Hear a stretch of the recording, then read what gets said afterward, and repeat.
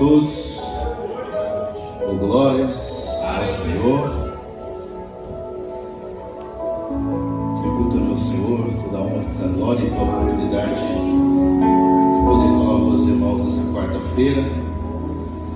Há um tempo que eu não falo aos irmãos e eu fico feliz por essa oportunidade. Amém, queridos? Deus é muito bom. Por estes dias temos passado por tantas privações, né? E com as enfermidades que os irmãos têm adquirido, pelo sofrimento, pela luta, pela persistência, nós, membros, temos aprendido com esses irmãos a ter coragem, a ter fé, renovar a nossa fé, a nossa aliança com Deus. Dia passa, o dia vem e são notícias às vezes que se abalar nós crentes, mas como homens, né? Sentimos um pouco fragilizados, mas quando lembramos do Senhor, sabemos que existe um propósito maior na terra, né, Paulo? E tudo isso coopera para o bem da cristão em Cristo Jesus. Então, antes de abrir aqui o texto e dar sequência à palavra de Deus, eu quero, pela vida do presbítero Roberto, do presbítero Paulo, da irmã Soraya, pelo padrasto do apóstolo que está no hospital, quero aplaudir ao Senhor Jesus pela vida deles.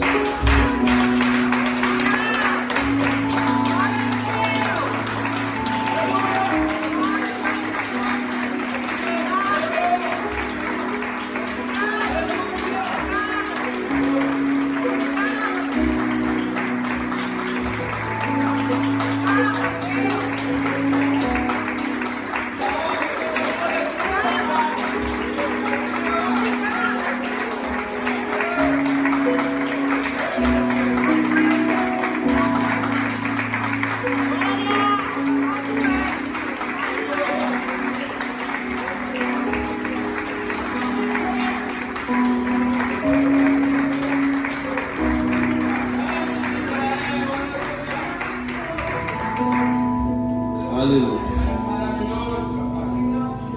Fica assim um pouco sensível, né, irmão?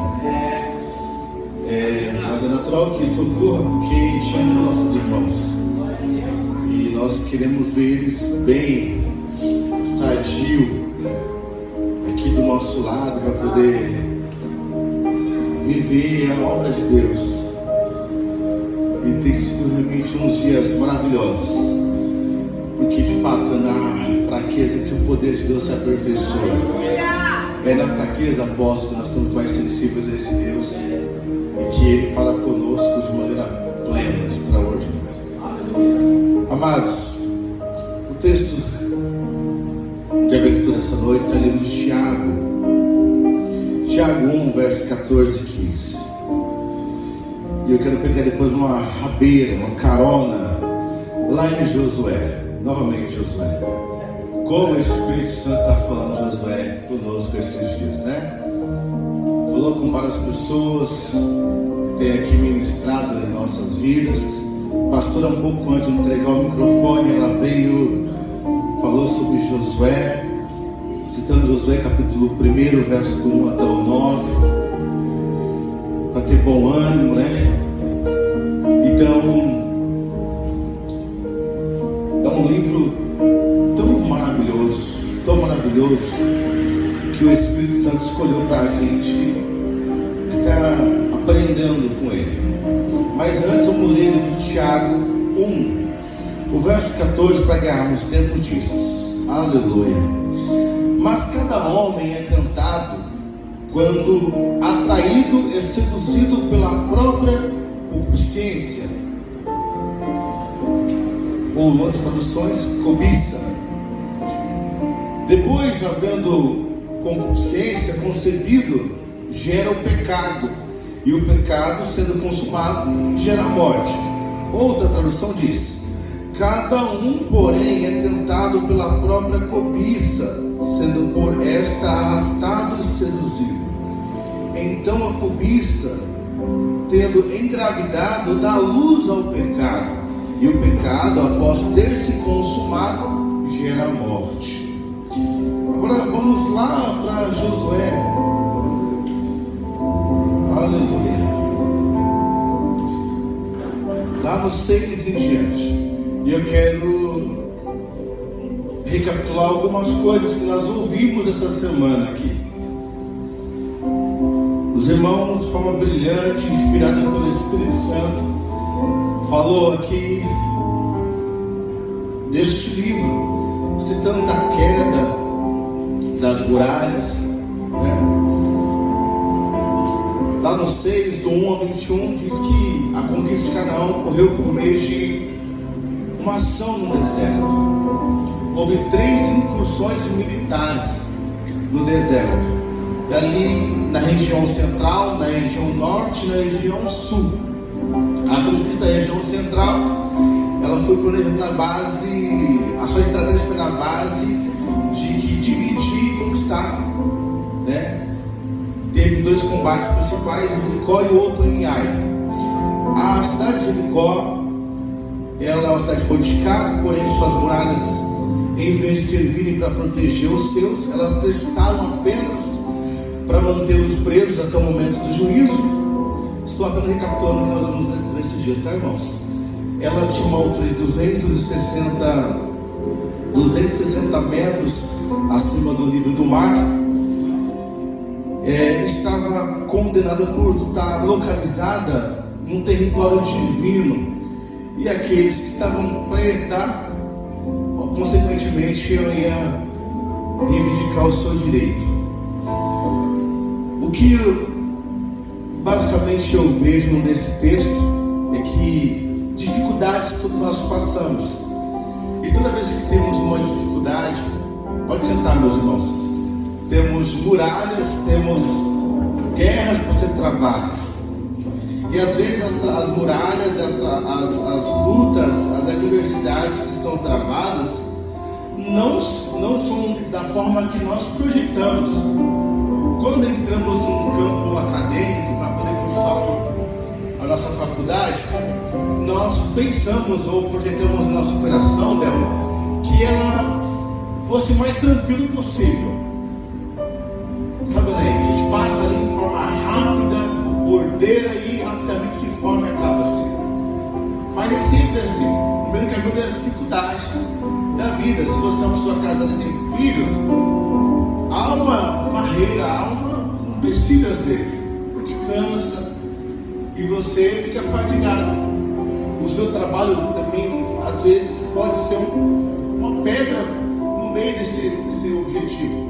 Assim é na vida e qualquer outra coisa que você projetar. Josué, quando ele foi por Deus comissionado, ele foi chamado, ele já tinha um sucessor poderoso, muito poderoso. Por que ele é poderoso? Porque tinha intimidade com aquele Deus. O nível de intimidade que tinha Moisés era absurdo. E ele, como Josué, ele foi um dos que presenciaram ali, foram testemunhas oculares da fé de Moisés, da ligação, da intimidade de Moisés com Deus. E quando ele se viu naquela situação, enlutado pela morte do amigo, do líder, não era qualquer pessoa, de um grande líder, ele se sente abatido e desencorajado a dar continuidade à grande obra de pastor Eli. E aí Deus fala: assim como eu fui com meu servo Moisés, serei contigo. Aquela palavra veio com uma injeção de ânimo para levantar a fé daquele homem que estava ali abalado emocionalmente. E aí foi um posto para ele, dentro daquela capacidade que ele tem, alguns desafios. Ora, quando Moisés ordenou para que fosse espiada aquela terra, dos 12, somente 2 ali tiveram coragem de se levantar e aceitar o desafio. Enquanto alguns falavam ali pelos cotovelos que era perigoso, era difícil, haviam gigantes tão grandes que carregavam a uva em pares assim, Josué, Caleb falou: Eias, subamos e conquistamos a terra que o Senhor nos deu. Um homem obstinado a vencer, um homem cheio de autoridade, um homem que estava ligado ali com aquela situação, entendeu tudo que estava ao seu redor, viu de onde saiu, viu de onde Deus o colocou e viu de onde Deus projetou. Ele chegou aos 3 momentos da vida: quando estava no Egito, quando estava no deserto, no preparo, e viu quando Deus ia projetar. Ou seja, viu adiante, ele viu já o futuro. Porque ele espiou aquela terra? Ele viu que era boa, era a terra que manda leite e mel mesmo. E esse homem então foi comissionado a entrar numa cidade. E aí você vê brilhantemente, eu não quero pregar hoje porque o texto inicial é esse, mas é importante trazer esse entendimento de que coisas que ele passou, como ele viveu, qual era a postura, qual era a conduta dele, qual a questão emocional que ele estava, para chegar em Josué 7, que é o tema dessa mensagem essa noite. Mas ainda no contexto dos 6, ele estava ali numa situação, ele foi chamado por Deus. Deus falou com ele de maneira muito clara. E quando ele pega aquela arca, que coisa linda, ó, durante 6 dias os israelitas marcharam ao redor da cidade uma vez por dia, retornando à noite para Gilgal, com 7 sacerdotes portando 7 trombetas. No 7º dia, porém, marcharam 7 vezes ao redor de Jericó. Após a última volta, os sacerdotes tocaram as trombetas, fabricadas com chifres de carneiro. E aí, todos já sabem a história, onde os próprios estudiosos acreditam que as muralhas ali, que estavam cercando a cidade, elas desceram como fosse um elevador. Ela ruiu, não desabou, ela ruiu, lançada ao solo, afincada ao solo. E ele presencia diante daquilo ali um feito do Senhor. Ele viu que através da oração, através de uma ordem, através de uma direção divina, Josué viu mais uma vez que Deus estava com ele. Que aquela palavra de Josué, capítulo 1 de Josué: assim como eu fui com o meu servo Moisés, assim serei contigo. Mais uma vez o Senhor ratifica aquela palavra para ele, confirma aquela palavra, certifica aquela palavra. Olha, eu estou com você, é a minha palavra aqui, não tem curva. E ele vê algo extraordinário, diferente do modo operante que um homem chamado para espiar, ou seja, que tem no mínimo a capacidade bélica, de luta, de batalha, não precisou botar a mão na espada, Paulo.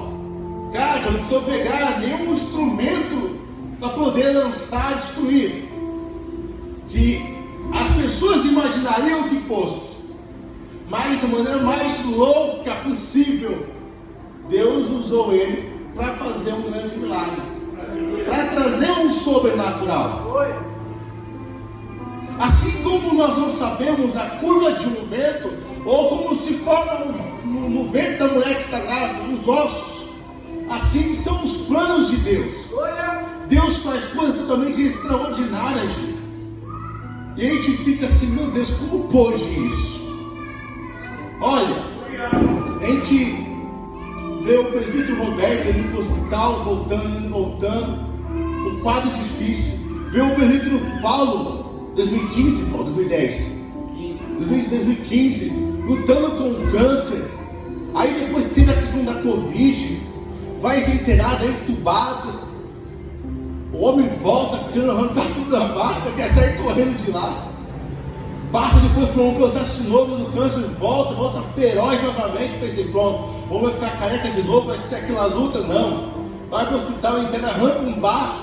Vou buscar o Paulo, estou pensando que vou pegar o Paulo na cadeira de roda, estava olhando com as malas aqui, correndo no meio da rua, com a Cristina. Eu falei: Jesus amado, que homem é esse? Glória a Deus. Então Deus trabalha, Deus faz um milagre de uma forma extraordinária, para surpreender os nossos olhos, para saltar os nossos olhos, para mostrar o quão poderoso Ele é. Josué tinha entendido isso. Só que nós podemos aprender com o erro dos outros, sim ou não?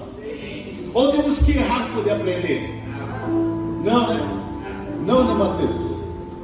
Podemos aprender com os erros dos outros, porque a Bíblia ela é recheada de exemplos que nos levam a direções que o Senhor nos deu. A cidade, ela estava condenada a um destino de destruição.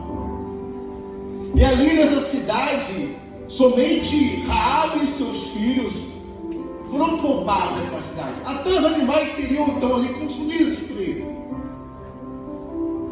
Era uma palavra do Senhor, não era uma profecia, era uma ordem imperativa do Senhor. E quando buscamos os textos, o Senhor é muito claro. Acompanhe Josué 6, verso 17. O texto diz: e a cidade será amaldiçoada diante do Senhor, ela e tudo que nela está. Só Raabe, a prostituta, viverá, ela e todos os que com ela estiverem na sua casa, porque ela escondeu os mensageiros que enviam. Verso 18: e vós, com toda sabedoria, guardai-vos das coisas amaldiçoadas, para que não vos torneis malditos. Vós, aos tomarem alguma coisa maldita e o fazerem com que o acampamento de Israel se torne maldito e o perturbe. 19: mas toda a prata, preste bem atenção nesses dois versos que estou falando agora. 19: mas toda a prata e ouro e vasos de bronze e ferro são consagrados ao Senhor, eles virão para o tesouro do Senhor. Deus amaldiçoou tudo. A casa, Raabe e a sua casa, os que estavam com ela serão o quê? Poupados. A mesma fé que fez cair por terra as muralhas de Jericó foi a fé que poupou, a fé que salvou Raabe. Porém, de tudo quanto que havia naquela cidade, o Senhor falou que todo o tesouro era para o Senhor, consagrados, separados pelo Senhor, para o Senhor, foram santificados, um cadastro para o Senhor. Verso 24: e a cidade e tudo que nela estava queimaram a fogo, somente a prata, o ouro e os vasos de bronze e de ferros, e eles colocaram no tesouro da casa do Senhor. 25: e Josué salvou a vida de Raabe, a prostituta, e a casa de seu pai, tudo que ela possuía, e ela habitou em Israel até este dia, porque ela escondeu os mensageiros que Josué enviou para espionar Jericó. Deus deu uma ordem. Até aquele momento ali, aparentemente a ordem foi cumprida, sim ou não? Era perceptível nós olhos, se olhar aqui, Deus foi muito categórico. Ele falou o que ele queria fazer, novamente ele voltou para reafirmar o que ele queria. Então tinha que obedecer. Irmãos, as bênçãos do Senhor nos enriquecem e não acrescentam dor. Quantas vezes ouvimos que uns falam que vem pelo amor e outros vem pela dor? Melhor obedecer do que sacrificar. Jonas não obedeceu, meu filho, o que? Sacrificar. Mas ele sacrificou não, ele sacrificou aquilo que estava alheio. Pela ação, um fruto de uma ação dele, que estavam alheio a eles, padeceram. O barco veio quase a pique, as pessoas perderam suas herdades, suas heranças, tudo que conquistaram por conta de Jonas. A história não mudou nos dias atuais. Vamos para o texto. Aí sim, vamos entrar no texto. Josué 7. Entretanto, porém, os filhos de Israel cometeram uma transgressão na coisa amaldiçoada, pois Acã, o filho de Carme, filho de Zabde, filho de Zerá, da tribo de Judá, tomou das coisas amaldiçoadas, e a ira do Senhor foi acesa contra os filhos de Israel. Eu li no início do texto em Tiago 1, 14 e 15, dizendo: cada um, porém, é tentado pela própria cobiça, sendo por esta arrastado e seduzido. Então a cobiça, tendo engravidado, dá a luz ao pecado, o pecado, após ser consumado, gera a morte. Há caminhos para o homem que parece ser direito, mas no final dele é o que há? O homem foi tentado, irmão, foi seduzido. De qual tribo que ele era, igreja? Judá. Jesus diz que tribo? Judá. O inimigo sabe trabalhar, sabe? Quer envergonhar o plano de Deus todo momento, né? Se você buscar na entrelinha, você vê os detalhes aqui. Mas vamos até o texto. Ele não foi orientado. Acã não foi orientado assim como os demais do povo para não mexer, não tocar, porque era do Senhor, porque era consagrado, separado para o Senhor, para entregar no templo do Senhor. Ele foi orientado. Ele foi conduzido ao entendimento que não poderia tocar naquilo, não botar a mão naquilo. E no Antigo Testamento as coisas eram muito sérias, como é atualmente no Novo Testamento. Só que fala no sentido de que hoje estamos na graça, e não quer dizer que na graça estamos, que vamos fazer pintar o 7 e vai ficar tudo por aí mesmo. Mas lá era olho por olho e dente por dente. Cátia, italiano, né? Era olho por olho e dente por dente. E não tinha, como tem muito popular, não tinha massagem, não. Não tinha massagem, não. Você vai pegar casos raros, exceção quando um rei orou, clamou ao Senhor, deu mais 15 anos, coisa desse tipo assim. Mas quando Deus dava uma ordem, acabou, era aquilo que ele queria, acabou.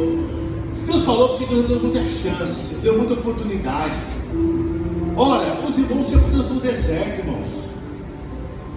Tinha maná, lira, tinha carne. O sapato não se consumia, não ficava enfermo, sabe? Foram libertos. O que eles queriam mais, pelo amor de Deus? Aí nos leva a acreditar, né, que nada para nós é o suficiente. Como hoje em dia, vamos trazer esse para a literalidade do dia hoje, nada é suficiente para nós. Compramos um sapato, deu 2, deu 3. Pega um carro legal, como um carro 2, carro 3. Nada é suficiente para nós. A gente quer sempre mais, mais e mais e mais. E a gana de querer mais na oração nos leva até mesmo a tropeçar mesmo, falhar. Falhar com o nosso próximo, falhar com a nossa saúde, falhar com qualquer outra coisa da vida. Já? Posso parte? Tu não está gostando? Maravilha. Então, a gana de querer mais nos faz picar, tropeçar e entrar nos erros terríveis. Ele não estava mais satisfeito com o que Deus tinha dado para ele? Será que era isso exatamente que Acã tinha em seu entendimento? Porque a gente vê algum tempo atrás, o povo ia lá para cima buscar o ouro, abandonava suas famílias, os seus filhos, na gana de querer conquistar, na gana de ter. Muitos morreram lá, outros se perderam, não conseguiram nada. E a gente vê mais uma situação aqui. Acã: entretanto, os filhos de Israel cometeram uma transgressão na coisa amaldiçoada. Pois Acã, o filho de Carme, parte B, tomou da coisa amaldiçoada, e a ira do Senhor foi acesa contra os filhos de Israel. E Josué enviou homens de Jericó para Ai, que fica ao lado de Betel-Ave, no lado leste de Betel. E lhes falou dizendo: subam e vejam a região. E os homens subiram e viram Ai. E eles retornaram a Josué e lhe disseram: não deixe que todo o povo suba. Olha só, hein? Não deixe que todo o povo suba, mas deixa que há cerca de 2.000 ou 3 homens subam e firam Ai, e não façam com que todo o povo se fadigue para lá, pois eles são poucos. E assim cerca de 3.000 homens do povo subiram para lá e fugiram diante dos homens de Ai. E os homens de Ai feriram dentre eles cerca de 36 homens, pois eles perseguiram desde a frente da porta até Sebarim, e o feriram na descida. Por isso o coração do povo se derreteu e se tornou como água.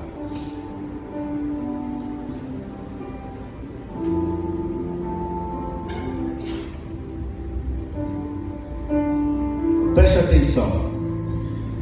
Primeira coisa, Deus ordenou que Josué atacasse Ai. O povo orou a Deus pedindo orientação para poder acessar essa cidade. Qual foi a cidade que Deus mandou ele estar? Qual foi a cidade, igreja? Não era Jericó? Deus não mandou ele para a cidade. Às vezes o que eu posso entender é que a gente coloca a mão onde não tem que colocar. A gente entra num vespeiro sem necessidade, meu irmão. Entra num BO, num problema, sem nenhuma necessidade. Age muito pela emoção. Vou dar um exemplo aqui, irmãos. É bem esdrúxulo, mas é um exemplo para você entender. Vou tentar ser didático aqui. Há uns anos atrás, na minha conversão, eu fazia um culto no lar, ali no Miniminha. E tinha um irmãozinho que toda vez que a gente orava, ele atravessava a oração. E aí eu era mais novo na fé do que ele, mas eu tinha um conhecimento. Eu estava com os irmãos que tinham conhecimento. Então eu absorvi aquilo que eu estava na prática. Eu orientei para ele e falei: olha, irmão, quando é uma oração responsiva, aquele que tem uma direção para orar, ele que ora e você interceda, certo? Em concordância. Se é uma oração em coletivo, todos oram. Ele toda vez atravessava a oração e falando mais alto, eu ficando quieto. E eu perdi até o fio da meada. Eu falei: meu Deus do céu, está tudo errado isso daí. Vai dar um problema. Chegou um dia, irmãos, que estava tão poder no lugar de Deus, e a ação maligna também era muito clara lá, que ele meteu o bedelho onde não devia botar e começou a orar. Nessa que ele orou, ele meteu, pum, caiu no chão. Parei, continuei orando para as pessoas, aí começamos a nos libertar um de outro, e ele lá no chão lá. Deixa ele aí com Deus lá se tratar aí. Sofreu um tratamento, deixa ele com Deus aí. E começamos a orar, acabou tudo.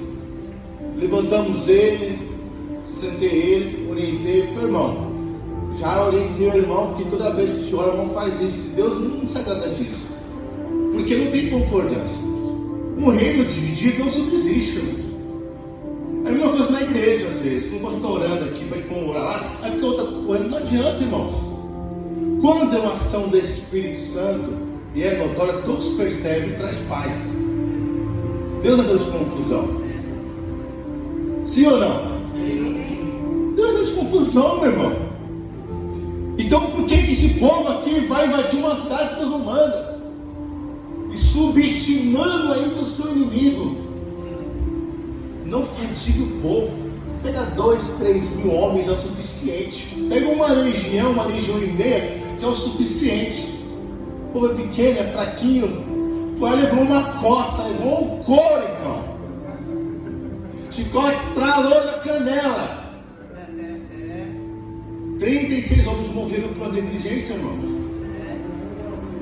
O que nos leva a crer que, às vezes, uma atitude nossa, impensada, uma atitude nossa, impulsionada pela emoção, às vezes, por estar tão seguro de si, leva outros que estão ao nosso redor a padecer. A Bíblia diz: maldito é o homem que confia no homem. Maldito é o homem que confia na força das suas palavras, do seu entendimento, da sua capacidade. Eu sei, eu domino, eu sei fazer, eu resolvo.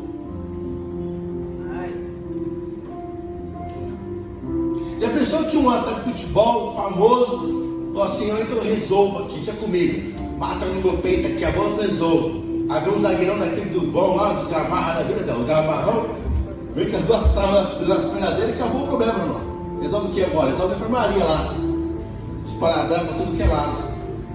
Basicamente isso, irmão. O inimigo entrou com as duas pernas, com duas travas lá chutando na perna daquele povo. Matou 36 feridos algum, o povo desceu lá totalmente desaguado. E quando eles perderam, a gente entende que houve uma sucessão de erro. Uma porque um homem, que a gente vai ler aqui agora, ele confessa esses erros. Deus dá orientações a Josué a saber revelar o que aconteceu de fato. Vamos para o texto. O texto diz o seguinte: Josué 7:7. Josué disse: ó Senhor Deus, afinal, por que trouxe este povo através do Jordão para nos entregar na mão dos amorreus, para nos destruir? Quem dera Deus tivesse nos contentado e habitado no outro lado do Jordão. Vocês entenderam o que aconteceu aqui, irmão? Será que eu e você não fazemos isso nos dias atuais? Deus mandou ele invadir? Não. Ele orou para falar com Deus que podia invadir? Agora ele está passando para Deus a culpa aqui na somente dele? É isso mesmo? Senhor, afinal, por que nos trouxe até aqui? A gente bota a mão no vespeiro todo dia, irmão. A gente vacila e fala assim: ai Deus, misericórdia. Por que comigo, Senhor?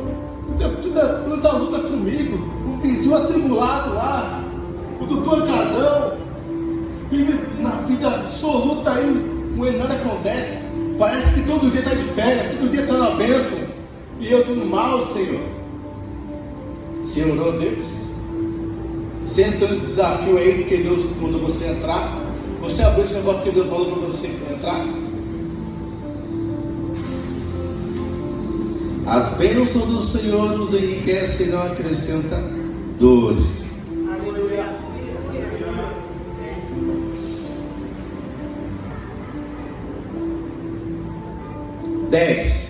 7:10. E o Senhor disse a Josué: levanta-te, porque jaz tu sobre a tua face. Israel pecou, e eles também transgrediram o meu pacto, que lhes ordenei, pois até o mesmo tomaram das coisas amaldiçoadas, e também roubaram, e dissimularam, e colocaram entre os seus próprios apetrechos. Além de roubar, defraudar o Senhor, ainda foram dissimulados. Imagina, cansa o povo ali, que não é só filhos, não é só mulher, é empregados, pessoas a seu serviço, né? Se alegrando com despojos que não eram deles. Basicamente isso que Deus estava falando. 13. Levanta-te, santifica o povo e diz: santificai-vos para amanhã, pois assim diz o Senhor, Deus de Israel: há uma coisa amaldiçoada no meio de ti, ó Israel.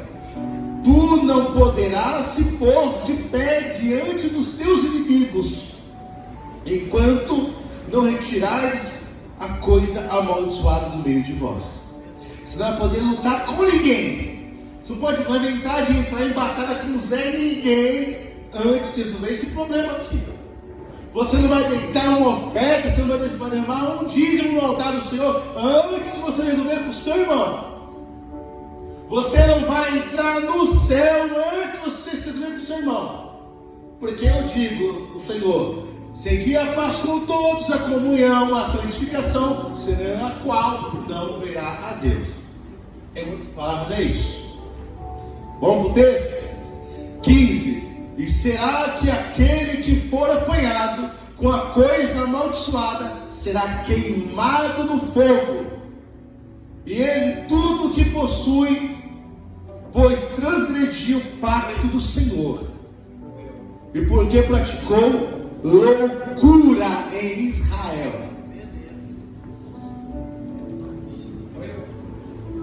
Forte isso aqui, né? Olha só, Josué então ele levantou de manhã cedo, trouxe o que? Israel, as suas tribos, depois trouxe o que? As suas famílias, e depois trouxe a sua casa, homem por homem, e Acã, filho de Carmim, filho de Zabdi, filho de Zerá, da tribo de Judá, foi apanhado. E Josué disse a Acã: filho meu, eu te rogo, dá glória ao Senhor Deus de Israel, e faz uma confissão a Ele, e me diga agora o que fizeste, não esconda de mim.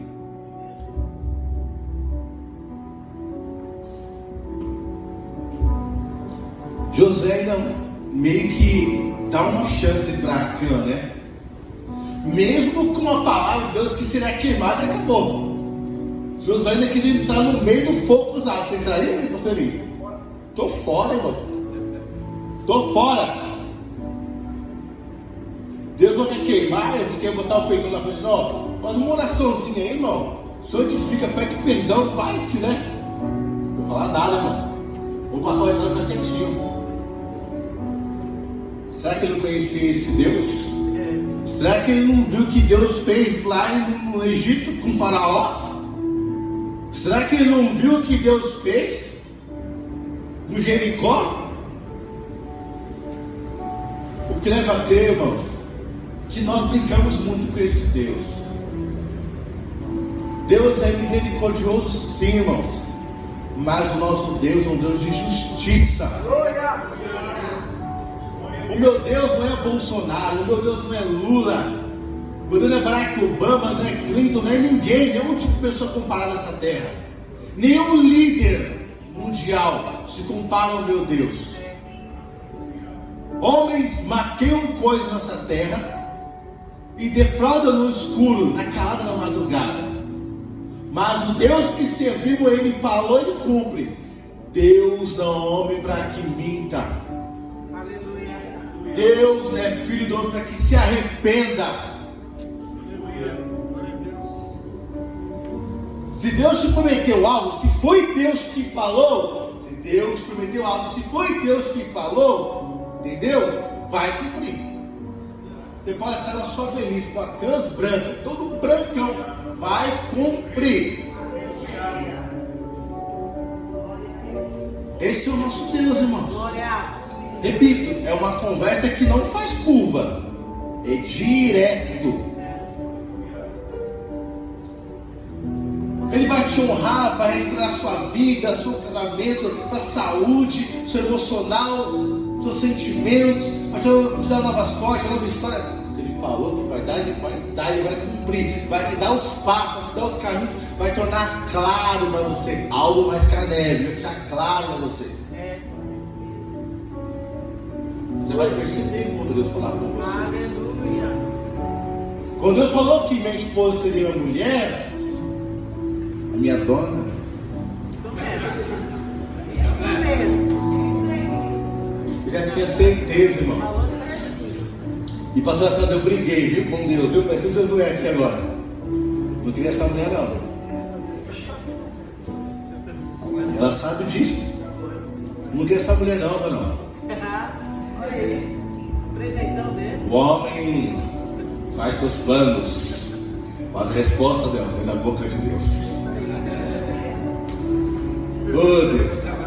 E eu amo essa mulher, irmãos. Então, veio assim, queridos. Olha, já passou já, irmãos. Acabando já, mais 7 minutos acabou já a palavra. E eu não queria. Eu projetei no meu coração outras coisas.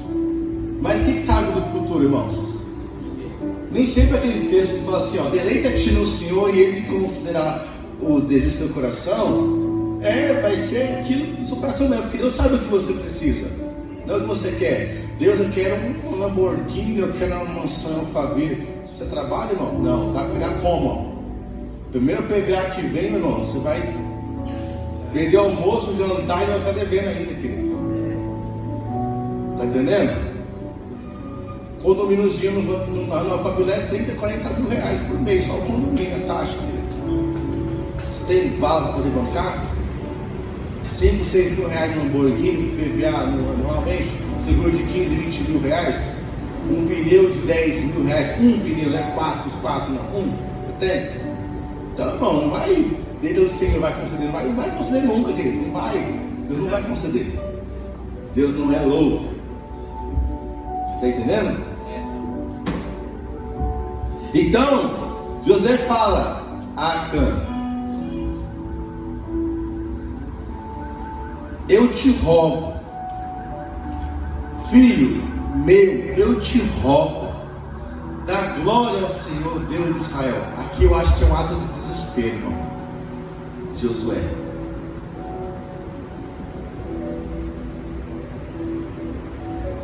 Eu te rogo, dá glória ao Senhor Deus de Israel, e faz uma confissão a Ele, e me diga agora o que fizeste, não escondas de mim.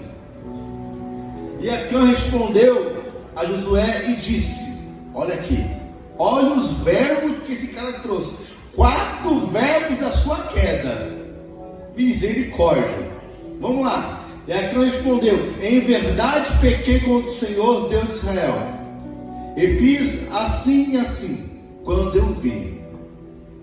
Então ele viu entre os despojos uma boa veste babilônica, e 200 ciclos de prata, e uma cunha de ouro que pesava 50 ciclos, e cobicei, e os apanhei. Ele tomou, cobiçou, ele olhou, ele cobiçou e ele tomou.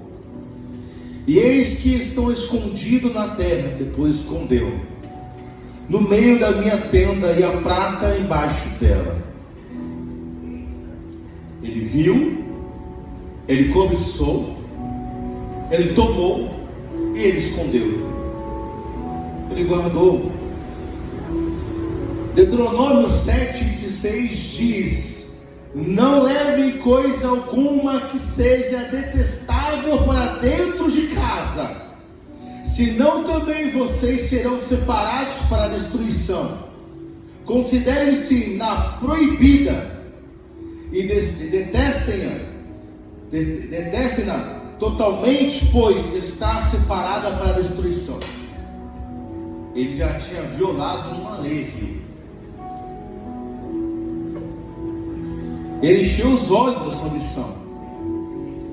Quando você vai no livro de Gênesis, capítulo 3, no verso 6, abre aí, Alice, por favor. Gênesis 3, 6.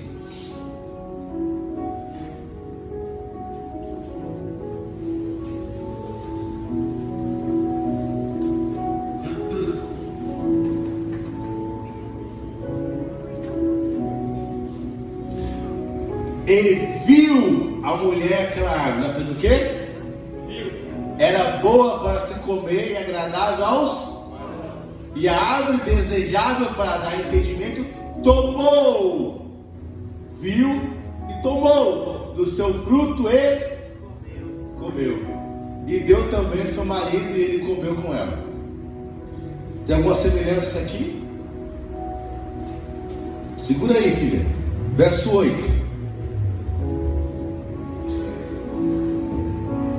E ouviram a voz do Senhor Deus, que passeava no jardim pela viração do dia. Esconderam-se Adão e sua mulher da presença do Senhor. Deus entre as árvores do jardim. Viu, tomou, comeu, escondeu. Viu, tomou, comeu, escondeu.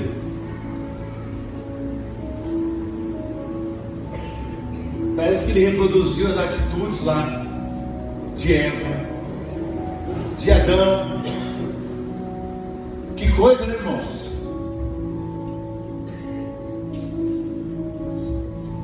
Anátema significa maldito. O pecado de Acã tem a ver com anátema, que em hebraico é erém. Através desse preceito, o povo de Israel se comprometia a renunciar a toda presa de guerra. Os homens e animais são mortos. Os objetos preciosos pertenciam ao santuário. Essa regra pertence à nação de guerra santa. A noção de guerra santa. É Deus que conduz o povo, é Deus que faz a guerra. A origem desse mandamento se encontra em Deuteronômio 7, que foi o que eu estou lendo aqui.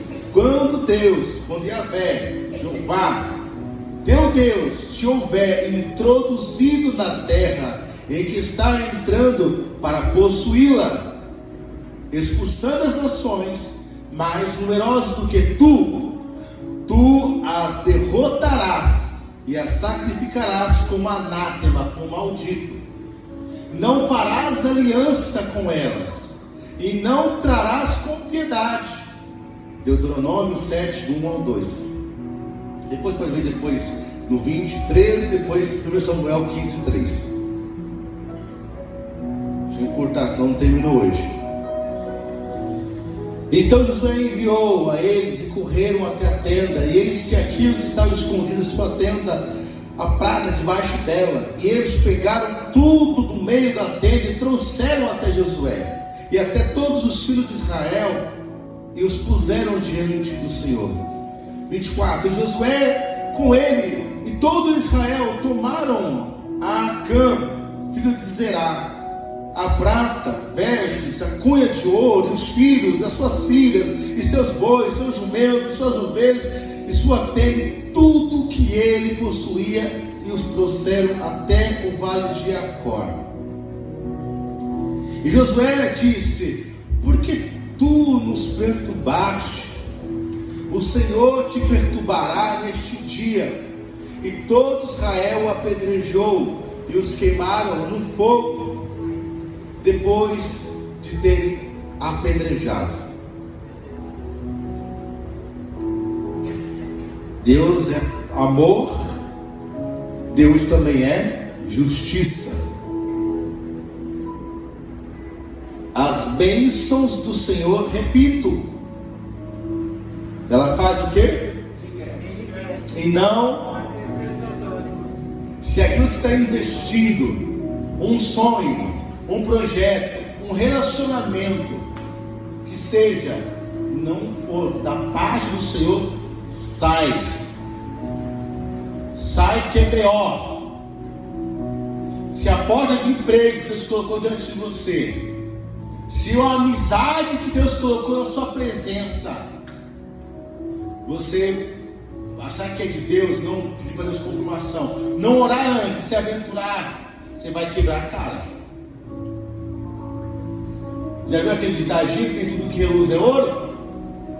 Basicamente é isso. Infelizmente, Simone, é a nossa vida hoje.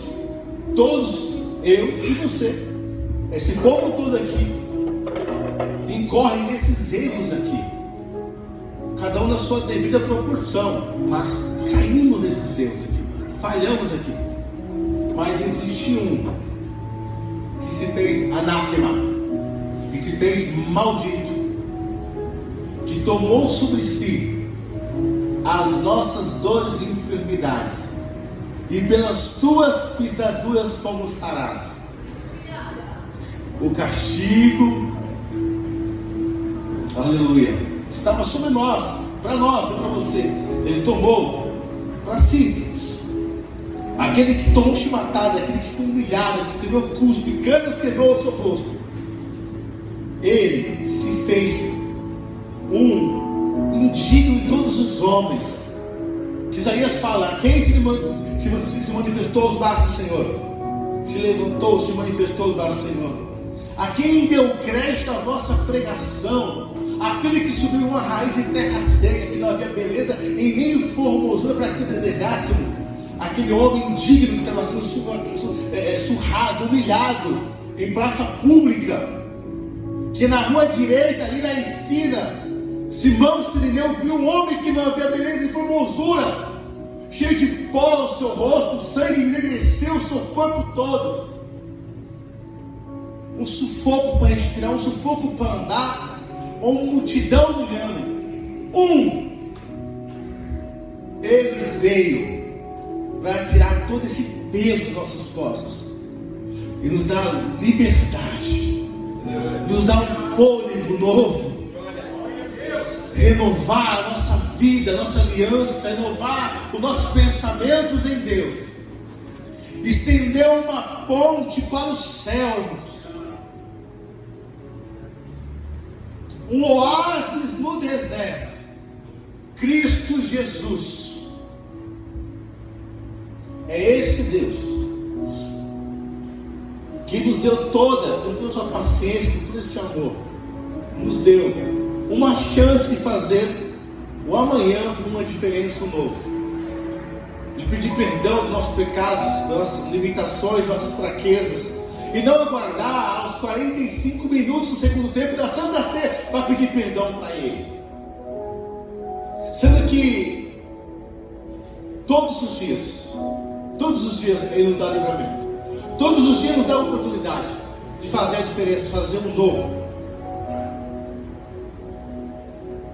Então, irmãos, nós podemos sim aprender com os erros dos outros, podemos sim aprender com o erro de Acã, podemos sim aprender com o erro também de Josué, sim.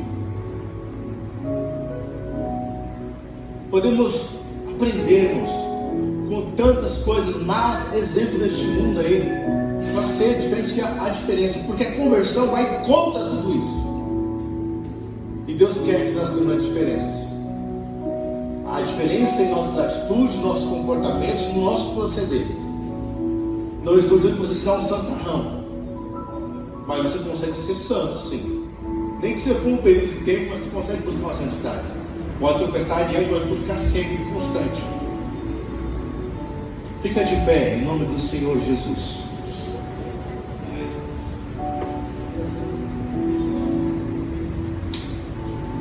Eu espero que essa mensagem ela faça você refletir mais uma vez a sua condição de crente, de cristão, de seguidor de Cristo.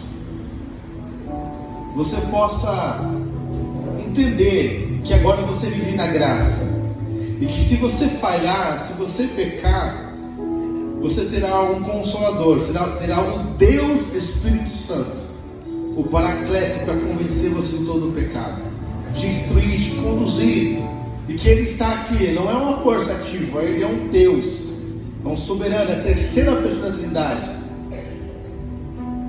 A terceira da Trindade não é menor que Deus, é se iguala a Deus, porque são os três, completar um só. É um pensamento único de paz e vida para mim e você. E você pode falar com Deus nesse momento. Eu vou orar e vou entregar esse microfone. Se você está afastado, porque olha, aqui todo mundo aqui é da igreja, né? Se não tiver alguém que for da igreja, se quiser aceitar Jesus, eu convido você a vir aqui na frente. Mas em todo caso, eu vou orar a Deus. Senhor, em nome de Jesus, eu quero apenas te louvar. Pedir perdão, Deus, ao Senhor. Porque, Deus, vivemos num mundo tão remoto, tão automático, que já chegamos aqui, olhamos do mesmo jeito, sentamos na mesma cadeira, temos o mesmo início de oração, e o Senhor não quer oração em vão. O Senhor não quer que a gente age de maneira, Deus, insensata, Deus. O Senhor quer que nós agimos com sabedoria, com inteligência, com moderação, porque se Cristo nos libertar, verdadeiramente sereis livres. Mas essa liberdade não pode eu cair no erro de sair fazendo o que eu quero, Deus. Há limites para essa vida, e eu não posso viver, Senhor, sem limites. Uma pessoa devassa, uma pessoa que não respeita a ordem das pessoas, não respeita hierarquias, não respeita leis, não respeita pai, não respeita mãe, não respeita filhos, que não honra nada, que não honra ao menos o Senhor. Ó Deus, perdoe, Pai. Perdoe porque eu sou um pecador, talvez o maior de todos aqui, Deus. E eu tenho consciência dos meus pecados, das minhas falhas. No secreto, no oculto, Deus. Quando ninguém vê, meu Deus. O homem, o velho eu, quer sempre ressuscitar. Mas o Senhor me chamou para a sua maravilhosa luz. Eu estou aqui para te dar graça e pedir misericórdia. Então, Deus, perdoa. Me ajuda. Eu quero vencer. Eu quero conquistar. Eu quero ser aquilo que o Senhor desejou para mim ser nessa terra. Eu quero viver o chamado que o Senhor tem para a minha vida. Deus, em nome de Jesus. Amém? Meus amados irmãos, até aqui Deus falou. Aplaude o Senhor.